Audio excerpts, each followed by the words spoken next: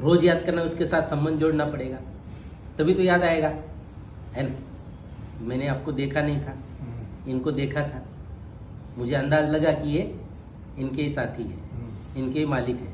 मैंने आपको बोल दिया, आपको तो लगा थोड़ा सा चमक, बिना पहचाने कैसे याद किया, लेकिन मुझे ऐसे लगा कि नहीं, परिचय है। तो ऐसे देखने से भी परिचय मिल जाता है। ऐसे भगवान कौन है ये पहले समझने के लिए हमको सुनना पड़ता है, और भगवान कौन है वो समझना है तो पहले मैं कौन हूं ये समझना पड़ता है। जब मैं नहीं समझेंगे तब तक परमात्मा नहीं। मैं समझने के लिए बहुत सारा ज्ञान सुनना और समझना पड़ता है, उसके लिए ही 7 डेज का कोर्स है। उसके बाद 1 घंटा 1 साल रोज ईश्वरीय महावाक्य सेंटर पे जाके सुनने पड़ते हैं। उसके बाद मेडिटेशन कर सकते हैं, पहले मेडिटेशन नहीं कर सकते हैं।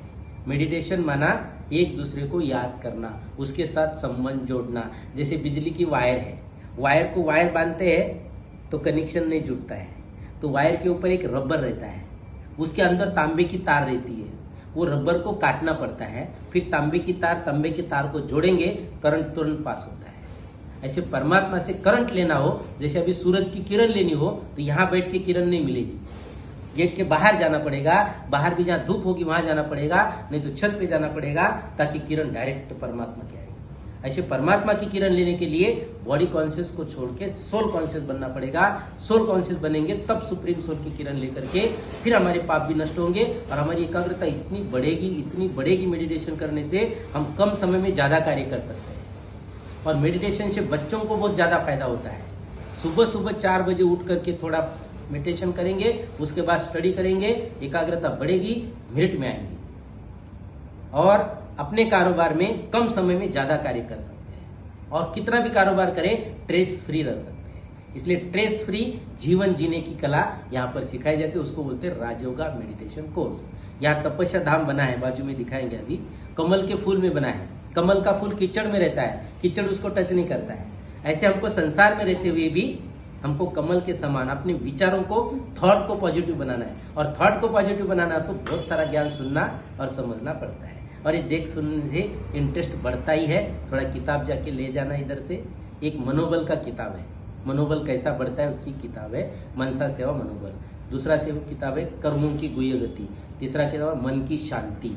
चौथा किताब है साइंस और साइलेंस। ये 2-4 किताब लेके जाना, और सुविचार, ये 2-4 किताब ले जाना, उसको स्टडी करना, थोड़ा पढ़ना, और पीस ऑफ माइंड चैनल में अवेकनिंग ब्रह्मा कुमारी में देखते रहना, सुनते रहना, पॉजिटिव, हाँ, शिवानी बहन का भाषण सुनते रहना, ताकि सुनने से और समझने से, जैसे बच्चों को स्कूल में भेजते हैं, टीचर पढ़ाते हैं तो उसको डिग्री मिलती है। घर में हम कितने भी पढ़े लिखे हैं तो बच्चों को पढ़ाएंगे लेकिन डिग्री नहीं दे पाएंगे, और बच्चे हमारे से पढ़ेंगे भी नहीं, इसलिए स्कूल में ही भेजना पड़ता है। ऐसे स्कूल है ब्रह्मा कुमारी का, जिस स्कूल में हमको नर से नारायण और नारी से लक्ष्मी बनने की डिग्री मिल रही है। और डिग्री पढ़ाई के बिना, आशीर्वाद कृपा से कोई भी डिग्री नहीं मिलती है, इसलिए बहुत सारा पढ़ना पड़ता है। मैं भी मेडिटेशन करने के लिए 1 साल पढ़ता गया।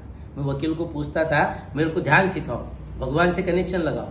बोले पहले पढ़ लो, 1 साल तक पढ़ लो, उसके बाद मेरे को पूछना भगवान को कैसे याद करना है।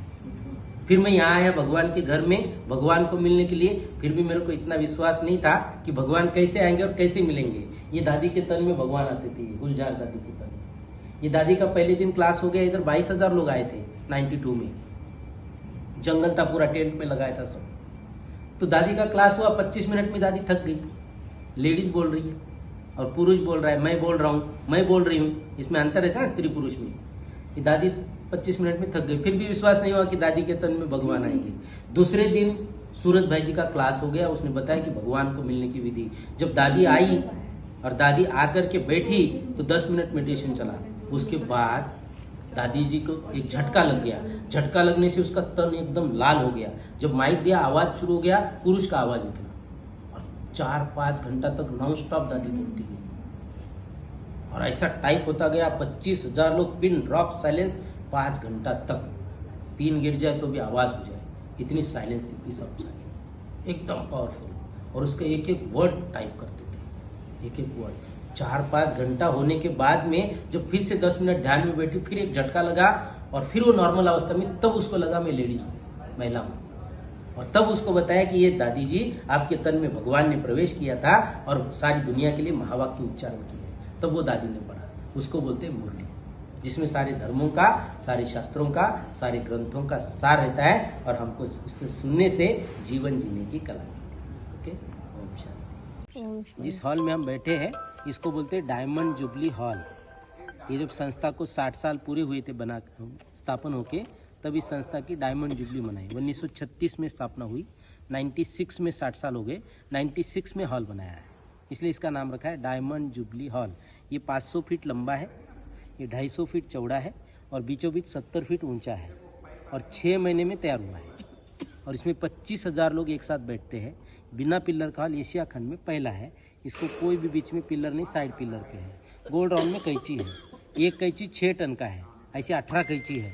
18 कैंची के नीचे 18,000 चेयर बैठती है और बालकनी में 2,000, ऐसे 20,000 लोग चेयर पे बैठते हैं। और चेयर हटा देते हैं तो जमीन पे 25,000 लोग बैठते हैं और 25,000 हर 15 दिन में आते हैं भगवान को मिलने के लिए। इस स्टेज पे भगवान का अवतरण होता है। अभी 2 तारीख को होने वाला है, पहले 15 तारीख को हो गया था, ऐसे कंटिन्यू अभी मार्च तक चलता रहेगा। उसके बाद कॉन्फ्रेंसेस होती रहेगी। फिर कॉन्फ्रेंस भी यहीं होती है, क्योंकि यहाँ गर्मी बहुत होती है, एयर कंडीशन नहीं है, इसलिए 11 नंबर गेट तक एयर डक लगाया है। आधा पार्टीशन करके इसी में कॉन्फ्रेंस होती है, इसी में प्रभु मिलन होता है। यहाँ जो बैठते हैं प्रोग्राम सुनते हैं पीछे बैठ कर के, तो पीछे वालों को दिखता नहीं, इसलिए स्क्रीन लगाया, टीवी लगाया। इधर भी है, बीच में भी है, बीच में भी है। जहाँ बैठे हुए आराम से देख सकते हैं और स्पीकर लगाया हर जगह पे, जहाँ बैठे हुए आराम से सुन भी सकते हैं। और हिंदी भाषा चलती है यहाँ, सबको हिंदी नहीं आती है। 140 देशों से लोग आते हैं, इसलिए भाषा ट्रांसलेशन की सुविधा है। दोनों साइड में कांच के रूम है छोटे छोटे, उसमें बहनें बैठ के ट्रांसलेशन करती है। 80 टाइम 25 भाषाओं का ट्रांसलेशन होता है। अंडरग्राउंड पाइपलाइन रहती है वायरिंग की। चेयर पे हेडफोन रखते हैं और बोर्ड लगाते हैं, इंग्लिश, फ्रांस, जापान, जिसको जो भाषा चाहिए उसी समय वहीं बैठो, कान को हेडफोन लगाओ, उसी समय उसी भाषा में सुन सकते हैं। ये फैसिलिटी ये हॉल में है, बाजू में है, माउंट आबू में, सब जगह पे फैसिलिटी है। 20 से 25 भाषाओं का ट्रांसलेशन 80 टाइम होता है। डायमंड जुबली हॉल, ये स्टेज अभी नया बनाया है, पहले भी था लेकिन और अभी नवीनीकरण किया है, बहुत अच्छा बनाया है। और ये चित्र भी बनाया है चारों तरफ, वो चित्र भी पेंट किया है, आर्टिस्ट ने आर्ट बनाई है। और चारों तरफ ऐसे स्लोगन लिखे हुए हैं, जहाँ बैठे हुए आराम से स्लोगन भी पढ़ सकते हैं। तो इसलिए यहाँ पर जो भी भाई बहनें सेवा करते हैं, इंजीनियर हो, चीफ इंजीनियर हो, डॉक्टर हो, सर्जन हो, फ्री ऑफ चार्ज सेवाएं देते हैं। और सेवा करने के लिए आना हो तो सालों स्टूडेंट पहले बनना पड़ता है, फिर यहाँ सेवा मिलती है। तो सेवा किसी को भी ऐसे नहीं मिलती है, इसलिए सेवा भावी संस्था है। इसलिए यहाँ का स्लोगन है, बिन पगारी फुलाधिकारी, सफ़ेद कपड़े जेब खाली, ये है विश्व के माली। ओके, ओम शांति।